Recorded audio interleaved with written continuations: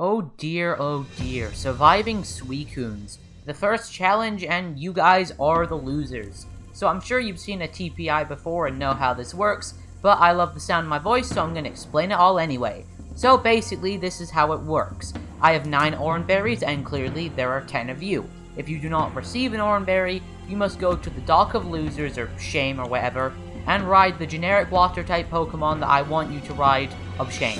Only to return back if I want to bring a camper back, or I want to do that stereotypical get back at the last couple of episodes challenge on the resort. So I'm gonna say the Pokemon that have no vote. Togetic, Delcatty, Hypno, Elekid, Blossom, Lairon. The final 2, Arbok and Umbreon. Arbok, you're here because you didn't want to jump off the cliff. And Umbreon, you're here because you're an edgelord. The final oranberry goes to Arbok. Umbreon, you have been eliminated from Total Pokemon Island. Is there anything you'd like to say before you leave? Well, Chandelure, there's many things I want to say. Mostly that I'm quite disappointed I was voted off for being nothing but an edgelord. In fact, my backstory is very deep and very tragic. You see, my last girlfriend was kidnapped and tortured, and both my parents died in a car crash like 5 years ago. So, yeah, bye. Oh, the Pokemon that takes you to the resort's running a little bit late, so, we can talk for... Umbreon! Oh, okay, that works too. Delcatty. What is it? Umbreon, I don't know how to say this, but I love you. I've loved you from the moment that I've met you. This is episode 1. You've known him for less than 24 hours. Wow. Delcatty, I don't know what to say. I've not been this happy since I found out my girlfriend survived all the torture. I love you too, Delcatty. You guys have known each other for such a short period of time. I really think you're rushing into something. Thank you. I know things might be a little bit difficult at first, since your girlfriend was brutally killed in that ballooning accident 5 years ago. Wait, what? Yes, it was difficult.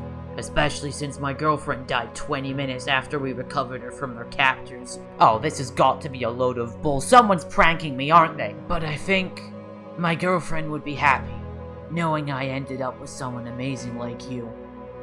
Umbreon, can I? Of course, anything for you. Oh, Arceus. You know what? Screw you guys! I'm going home!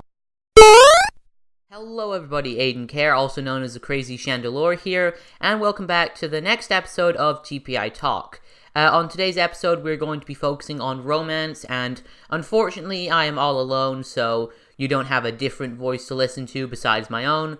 But as I always say, if anyone is interested in potentially giving me some ideas to talk about, or even wants to maybe discuss a topic with me, I am always open, and just message me on Discord, or even if you've got another social media, just put it down below and maybe we can talk about that.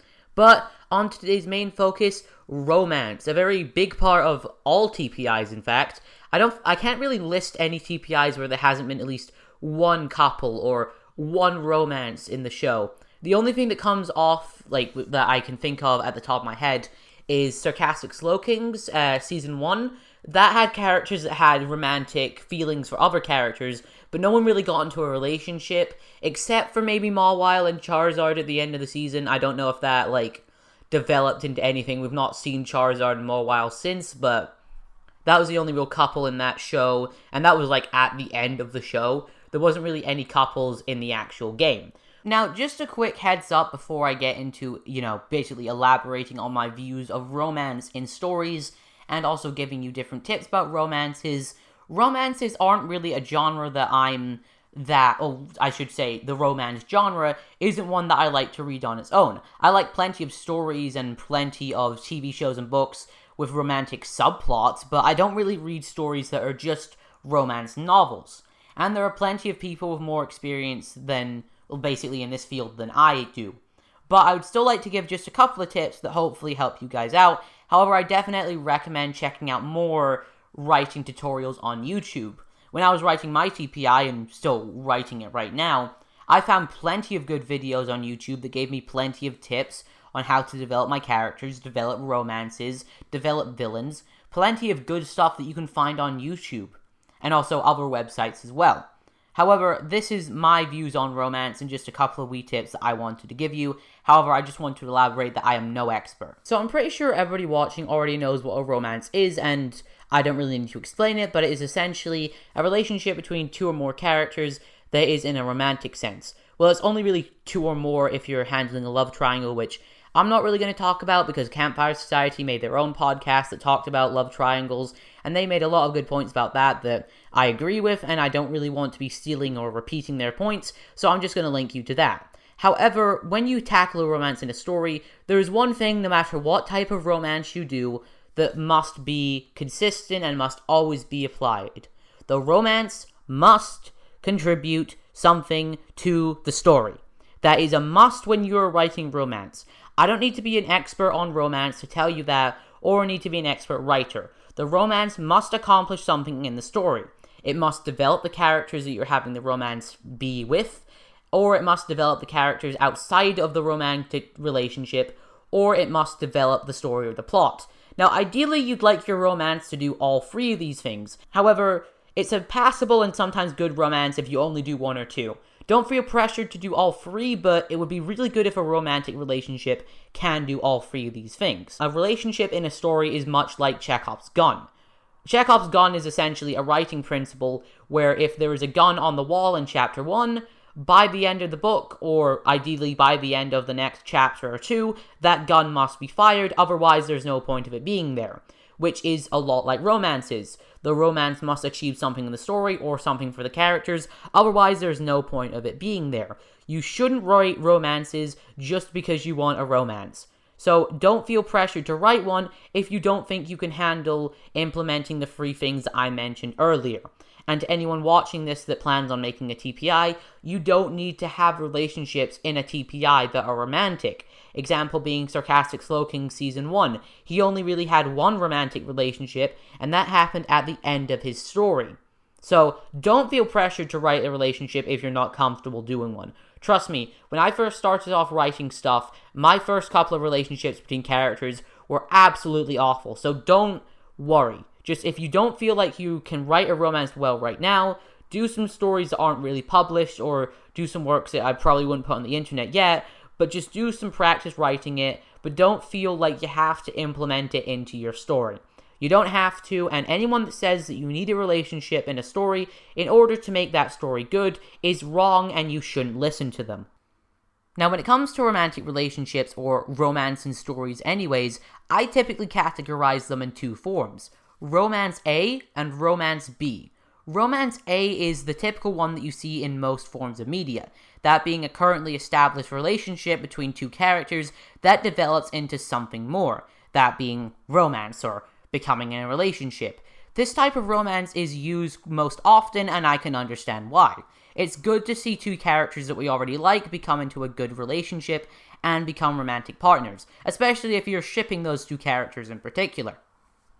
This can also earn you a lot of good points with your readers or with your viewers if the two characters are well developed and the romance makes sense, and even if they don't like the particular pairing, it can still get good feedback because you've written it well. However, a big thing with this type of romance is quite obvious. You have to make the relationship believable. Not just the relationship in a romantic sense, you've got to make the friendship believable. No one's going to buy the romance if the friendship doesn't seem real. You can't rush into a friendship and then have it sloppily develop into a romance if you're doing romance form A. A good way to do this is to have it be a slow burn relationship. Start off with the two characters meeting, have them have natural interactions, and have them do normal friend situations, like just having a good talk or something like that, or sharing an interest, like, let's say, particular books that they like, or their favorite TV shows, or stuff like that. Have them act like friends and seem like friends, and then you can worry about developing them into a relationship that's romantic. Now, there are exceptions to this rule. For example, you can have two characters that start off the show as good friends, but that's going to be really more of a friendship video. But once again, if you're introducing a friendship that's already established into your story, you still need to make it believable, so my point still stands. Type A relationships need to have a believable friendship, good chemistry, in order for the romance to be good. If the chemistry is bad, then it will lead to a lot of backlash whether or not people like the pairing. Also, with this type of romance, you don't necessarily need to have it develop as a romance if you don't want it to. If you just want to have it end with these two getting together, that is completely fine. However, there needs to be a reason for it. That's why I recommend this being more of a slow burn. You can't have them establish a friendship in episode 5, have them be in a relationship in episode 7, and then for the rest of the 13 episodes of your season, they don't develop at all, or the relationship doesn't develop. If you have them form a relationship, you need to develop it further. And if you don't think you can develop it further as a relationship and just want to end the season with these two characters together, have the friendship continue until the end of the season and then have them get together. If you can't think of a way for this type of romance to develop after you've established the relationship, then I recommend you either hold off from making them a couple, or you find a way to write the relationship and develop the relationship more. But once again, you don't necessarily have to pursue the relationship further after you've written it. That's your choice. However, if you choose not to, you need to have a good reason for it not to develop. Otherwise, you'll get a bunch of backlash, and any good writing decisions that you've made will be completely undone. So what is my tips for writing a type A romance, or a romance? Well, if you want to have the romance where it's good friends become more than friends, you need to, as I say, establish a relationship that they have as just friends, make that friendship believable, and make it believable that they will continue to have a good friendship and have that relationship develop into something romantic. And if you want to take the relationship further than them just getting together, you need to have them have good couple moments, or you need to have them develop more as a relationship. For example, if you had someone that just had a friend that they got on along with, but weren't really open to more people, maybe once they get into a relationship and spend more and more time with that other character as a partner, they become a lot more soft and a lot more friendly, i.e. Vegeta from Dragon Ball. I know that's not the best example because Akira Toriyama has admitted that he's not that good at romance, but you get the gist. If you continue to write the romance after the initial get-together, you need to have the romance impact the characters that are in the relationship more. Now, the next type of romance, or romance B, is a bit more different and one that isn't really liked as much by romance writers, at least from, what I've heard. Don't know how accurate that is. However, romance B is a type of romance where two characters start a relationship off just because they find the other physically attractive. Now, a type of relationship that isn't really liked that much is understandable because, this is kind of goes against what a lot of people like about type A's, where it's a good relationship that starts off as a friendship, developed into something more, and goes against the whole notion that a romance must serve a purpose. However, I don't really think those two criticisms are all that valid. I mean, sure, I can understand liking type A more than type B. I mean, personally, depending on the media, I like type A a lot more, because in a lot of different genres of stories, it works a lot better. However, that doesn't mean that type B should be discredited. Just because a type B relationship or a type B romance starts because of superficial reasons doesn't mean that you can't develop it. In fact, you can just develop it just as easily. I mean, you do still have to establish that they get on outside of a romantic situation and don't just like each other for their looks. However, that can still let you develop the characters more as people and can still let them develop more as individual and as a couple, just like how type A relationships do. However, the problem with this type of relationship is that you have to do it all at the same time. You have to develop them as a couple and also as individuals, especially if you're implementing this type of relationship earlier. This problem is lessened if you do it kind of in the middle or near the end of your story, because by then you have characters that, actually have character at that point, and you just need to get them a relationship for superficial reasons, and then have that develop into something more. I feel like this type of romance is a little bit easier for you to write, because you don't need to write them as good friends to start off with. You just need to write them as liking each other superficially or liking each other's looks, and then you can go into straight writing the relationship and having a lot of good relationship moments, instead of having to go through the longer process of having them meet, having them become good friends. Having them become friends, then good friends, then get in a relationship, and then develop the relationship more. So I feel like a type B romance is a little bit easier to write.